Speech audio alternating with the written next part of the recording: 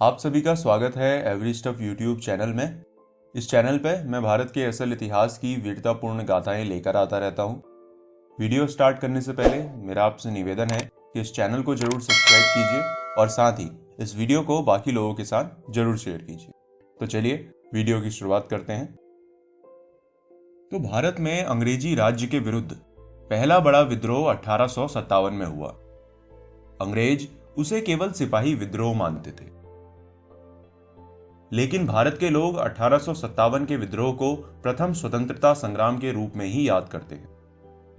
1857 की क्रांति के नेताओं में झांसी की रानी लक्ष्मीबाई का नाम सबसे पहले लिया जाता है।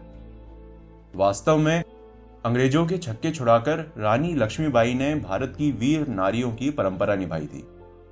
परंतु रानी लक्ष्मीबाई से भी पूर्व हमारे स्वतंत्रता संग्राम का एक रोमांचक अध्याय लिखा जा चुका था, जिसे लिखा था कित्तूर की वीर रानी चेन्नम्मा ने।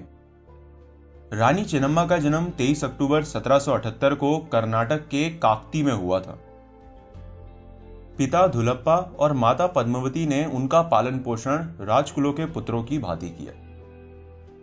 चेन्नम्मा को संस्कृत भाषा, कन्नड़, मराठी व उर्दू भाषा के साथ साथ घुड़सवारी, अस्त्र शस्त्र चलाने और युद्ध कला की भी शिक्षा दी गई। इन्होंने पूरी शिद्दत और मेहनत से इन कलाओं को सीखा और युवा होते होते अपने युद्ध कौशल की वजह से वे प्रसिद्ध हो गए। कर्नाटक प्रांत के बेलगाम जिले में एक छोटा सा कस्बा है कित्तूर। एक बार यहां पर नरभक्षी बाघ का आतंक फैल गया। जनता काफी डरी हुई थी। उस समय कित्तूर में राजा मलसर्ज का शासन था।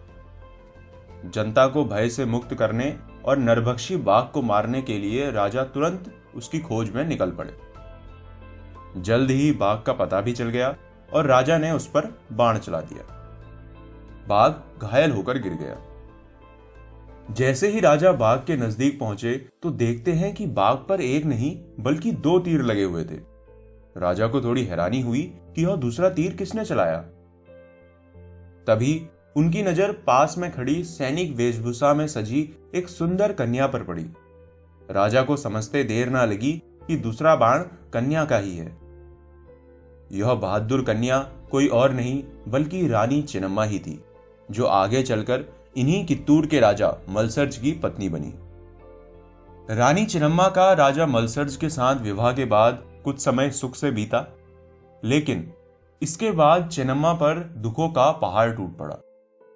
पहले पति राजा मलसर्ज का निधन हुआ और उसके बाद साल 1824 में उनके इकलौते बेटे का भी देहांत हो गया। ऐसे में राज्य के सामने राजा के पद का संकट खड़ा हो गया। दरअसल राजा मलसर्ज की 2 रानियां थी। बड़ी रानी थी रुद्रमा और छोटी थी चेन्नम्मा। राजा मलसर्ज और रानी चेन्नम्मा के इकलौते बेटे की मृत्यु के बाद रानी चेन्नम्मा ने रुद्रमा के पुत्र शिवलिंग रुद्रसर्ज को राजगद्दी पर बैठाया और राजकाज में उसका भरपूर पद प्रदर्शन किया।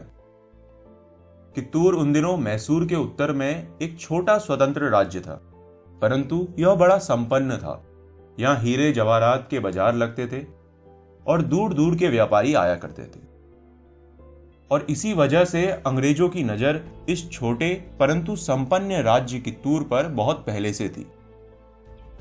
रानी चेन्नम्मा अभी राजा रुद्रसर्ज और अपने बेटे की मृत्यु के दुख से उभर ही रही थी कि 11 सितंबर 1824 को कित्तूर के नए राजा शिवलिंग रुद्रसर्ज की भी अचानक मृत्यु हो गई।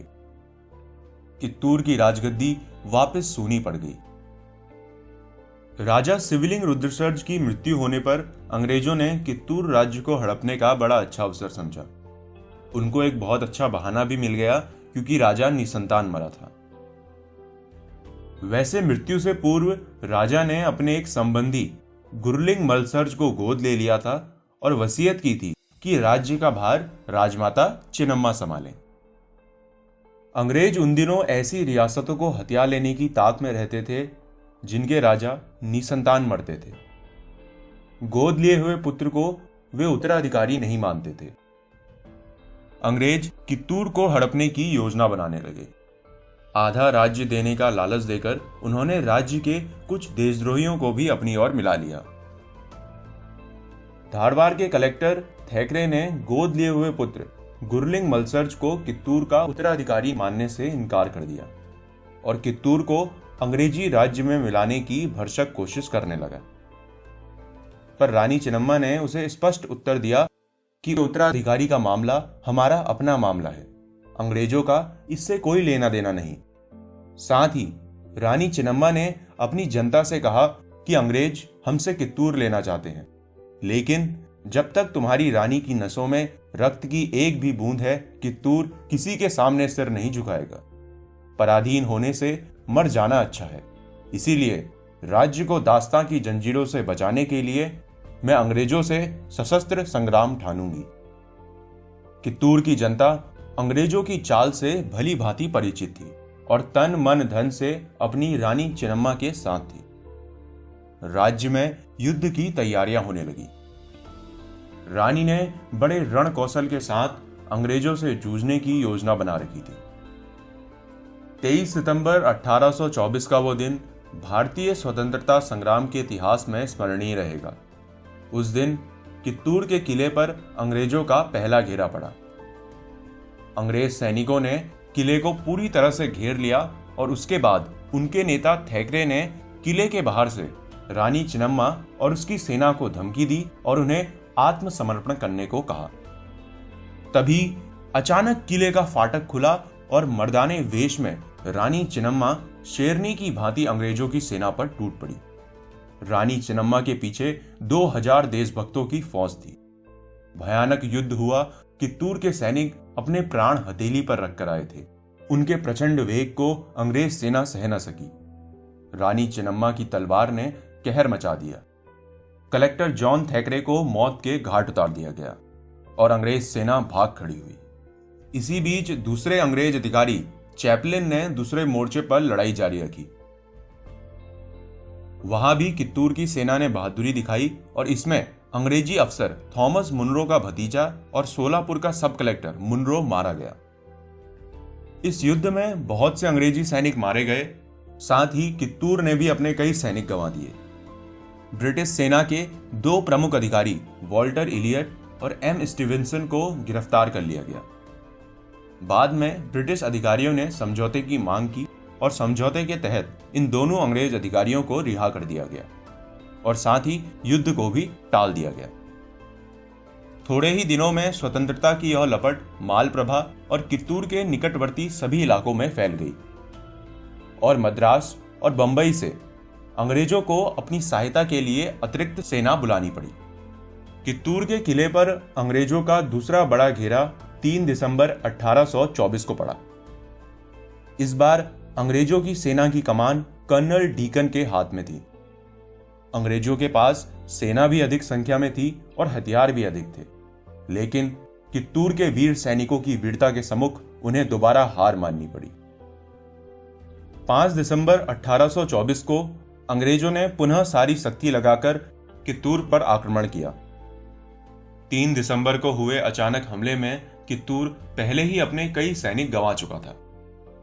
कित्तूर की बची खुची शक्ति इकट्ठा करके रानी चिन्नम्मा ने एक बार फिर अंग्रेजों के आक्रमण का सामना किया और कित्तूर के वीर सैनिकों ने अपनी जान की बाजी लगाकर किले की रक्षा की।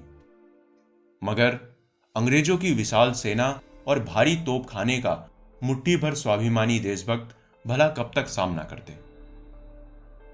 यही नहीं, गिने चुने देशद्रोहियों के कामों ने कित्तूर की रही सही शक्ति की भी कमर तोड़ दी। रानी चिन्नम्मा अपने सहयोगी संगोली रयन्ना और गुरु सिद्धप्पा के साथ बहुत ही बहादुरी से लड़ी और उन्होंने कई अंग्रेजी सैनिक व अफसरों को मौत के घाट उतार दिया।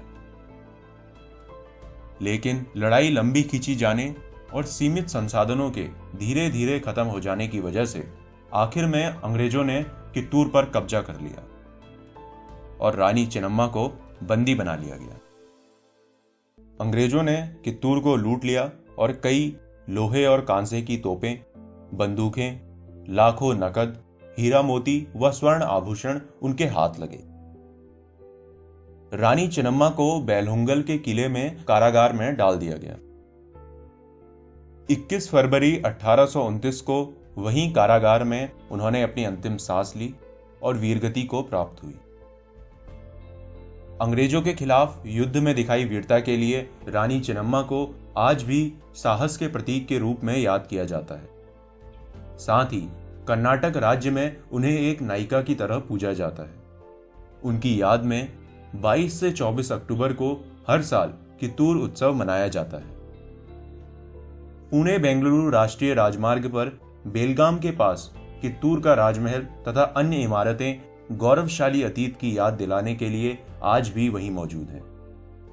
रानी चेन्नम्मा के सम्मान में नई दिल्ली के संसद भवन में उनकी मूर्ति भी स्थापित की गई है।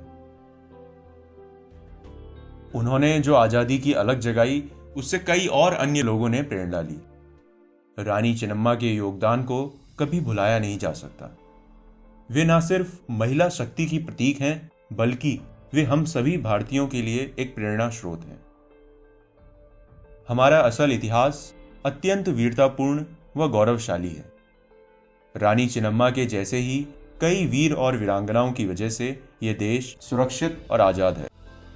मेरा आपसे निवेदन है कि इस वीडियो को ज्यादा से ज्यादा शेयर कीजिए।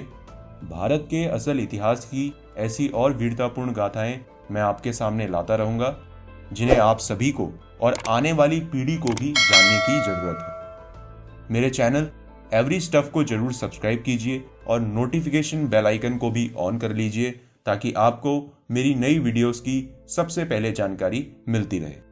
जय हिंद।